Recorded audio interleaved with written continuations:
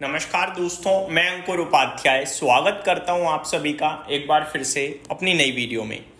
दोस्तों यहाँ पे आप सभी के साथ बात करने वाला हूं आज के सेशन में। रेलवे, डिफेंस, शिपिंग कमाल कर रहे हैं। मतलब बाजार कहीं भी हो लेकिन ये स्टॉक अच्छा कर रहे हैं। बाजार भी अच्छा लग रहा है लेकिन स्टॉक्स नहीं अच्छा कर रहे हैं, पोर्टफोलियो नहीं अच्छा कर रही है, बट ये क्षेत्र अच्छा कर रहा है। यहाँ मैं आप सभी के साथ अगर डिटेल में बात करूंगा तो BEML के बारे में।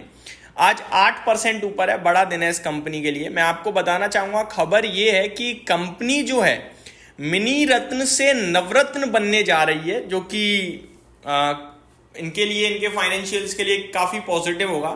जिन लोगों को नहीं पता है कि ये मिनी रत्न, नवरत्न और महारत्न कैसे काम करती है, मैं आपको बताना चाहूंगा। सबसे पहले तो अपडेट दे दूं, सुबह 9:18 पे एक खबर आते हुए दिखी है। इनफैक्ट आज नहीं आई है, कल आई है। तो क्या अपडेट है वो बताना चाहूंगा। कंपनी में get upgraded from mini Ratna to Navratna, allowing more financial and operational flexibility. Formal announcement anticipated soon, जल्दी ही इसकी घोषणा हो सकती है।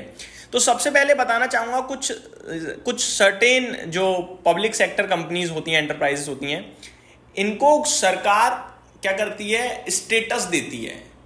सबसे पहले सबसे छोटा स्टेटस होता है मिनी रत्न, देन नवरत्न, देन महारत्न।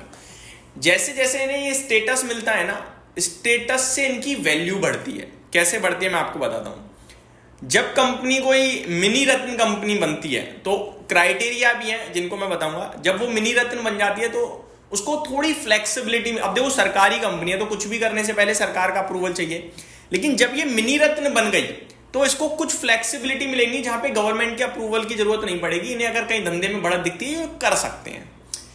अब अगर इन्हें नवरत्न बनना है तो पहले मिनी रत्न होनी चाहिए, और मिनी रत्न में 2 कैटेगरी होती हैं। कैटेगरी 1 में है अगर, तो ही ये नवरत्न के लिए एलिजिबल होगी और फिर नवरत्न बनेगी, और नवरत्न कंपनी ही महारत्न बन सकती है। ऐसा नहीं हो सकता कि कोई तीसरी उठी फुटी कोई भी कंपनी आई और सीधे महारत्न बन जाए ना, पहले उसे, ये प्रोसीजर है भाई साहब, ठीक है। अब मैं आपको बताना चाहूंगा कि क्या है क्राइटेरिया, क्या एलिजिबिलिटी है। सबसे पहले तो जो कंपनी है उसे बीते 3 साल लगातार प्रॉफिट में होना चाहिए, और कैटेगरी 1 है कि 30 करोड़ प्रॉफिट होना चाहिए कम से कम 1 साल बीते 3 सालों में, ठीक है। ये कैटेगरी 1 है, और इसी कैटेगरी की कंपनी अगली कैटेगरी के लिए एलिजिबल होगी, नवरत्न के लिए, अदरवाइज नहीं होगी। दूसरी कैटेगरी ये है कि प्रॉफिट हो सकता है 30 करोड़ से कम हो, लेकिन फिर भी वो मिनी रत्न कंपनी बन सकती है, लेकिन नवरत्न के लिए क्वालिफाइड नहीं होगी, ठीक है जी। तो ये होता है। अब मान के चलो कोई कंपनी है जो मिनी रत्न का दर्जा मिल गया, मतलब 3 साल से प्रॉफिट कर रही है, 30 करोड़ या उसके आसपास प्रॉफिट है, या ज्यादा या कम है, कुछ फर्क नहीं है, लेकिन प्रॉफिट है, और नवरत्न का स्टेटस मिल गया। तो क्या फाइनेंशियल लेवल पे प्रॉफिट हुआ, तो company can invest up to 500 crore, 500 crore रुपए तक कंपनी निवेश कर सकती है, कहीं भी ग्रोथ दिख रही है उसे अगर, तो ये होता है, ठीक है जी। तो ये एक इन्हें एडिशनल बेनिफिट मिलता है अगर कैटेगरी 1 में है तो, यानी 30 करोड़ से प्रॉफिट ज्यादा है, और 30 करोड़ से कम है तो 300 करोड़ कर सकती है, या फिर जो टोटल नेटवर्थ है उसका 50% कर सकती है। जो भी कम है, ज्यादा नहीं, जो भी कम है, नेटवर्थ अगर 30%, 50%, 300 करोड़ से ज्यादा है तो नेटवर्थ यूज नहीं होगा, तो 300 करोड़ यूज होगा। कैटेगरी 1 में 500 करोड़ या नेटवर्थ जितनी भी है उतना निवेश कर सकते हैं। अगर नेटवर्थ 500 करोड़ से ज्यादा है तो 500 करोड़ करो, यानी लोअर साइड पे ही रखना है आपको, ठीक है। अब मान के चलो मिनी रत्न तो बन गई, जैसे कि अपना BEML अभी मिनी रत्न है, अब ये नवरत्न के लिए क्वालिफाइड होने जा रहा है, क्वालिफाइड तो है, बनने जा रहा है। तो अब अगर ये नवरत्न बनता है तो इसको क्या फायदा मिलेगा, तो अब वो सुनिए।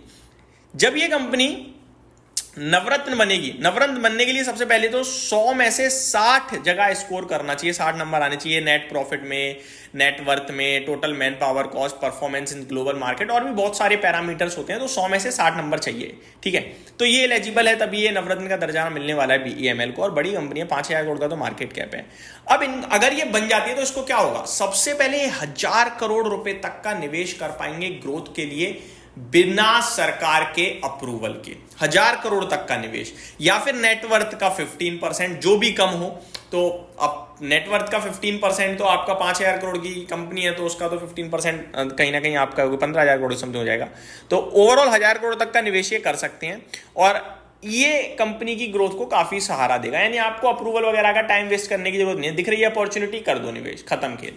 तो ये, और अगर कोई कंपनी महारत्न बनती है तो अराउंड उसे 5,000 करोड़ तक का निवेश करने के लिए सरकार के अप्रूवल की जरूरत नहीं होती है। तो ये बड़े लेवल पे फायदा होता है। मैं आपको ये भी बताना चाहता हूं कि भारत में टोटल मिनी रत्न कितनी कंपनी है, तो इसका मैं आपको बताऊंगा। एक बार मैं आपके साथ चीजें शेयर करता हूं। टोटल आई थिंक महारत्न तो जहां तक मुझे लगता है 27 कुछ है या 17 कुछ है, एग्जैक्टली मुझे याद नहीं है। तो टोटल जो मिनी रत्न कंपनीज की बात करी जाए, यहाँ पे जो लिखा हुआ है वो अराउंड 2025 अलग अलग डेटा आ रहा है, 68 कंपनीज समथिंग है जो टोटल मिनी रत्न है। मेजोरिटी कैटेगरी 1 में जो है वो 11 से 12 है और टोटल जो है वो उतनी है। ठीक है जी, तो ये आपके लिए डिटेल है। और वहीं अगर एक बार मैं महारत्न देखूं तो महारत्न का भी बता देता हूं मैं आपको कि कितनी है टोटल महारत्न कंपनी। महारत्न जहां तक मुझे याद है ये 17-18 ही हैं। अभी रिसेंटली RVNL वगैरह भी महारत्न बने थे। 14 है, 14 महारत्न है। भेल है, BPCL है, कोल इंडिया है, गेल है, HPCL है, IOCL है, NTPC, ONGC, power corporation, power grid, steel authority, REC, oil India, Hindustan aeronautics limited. तो ये आपके लिए महारत्न है। RVNL वगैरह का यहाँ पे नाम आ नहीं रहा है, आई थिंक नहीं होंगी, या तो ये पुराना डेटा शो हो रहा है। तो ये आपके लिए डिटेल्स थी दोस्तों जो मैंने डिस्कस करी। उम्मीद करता हूँ डिटेल्स पसंद आई होंगी।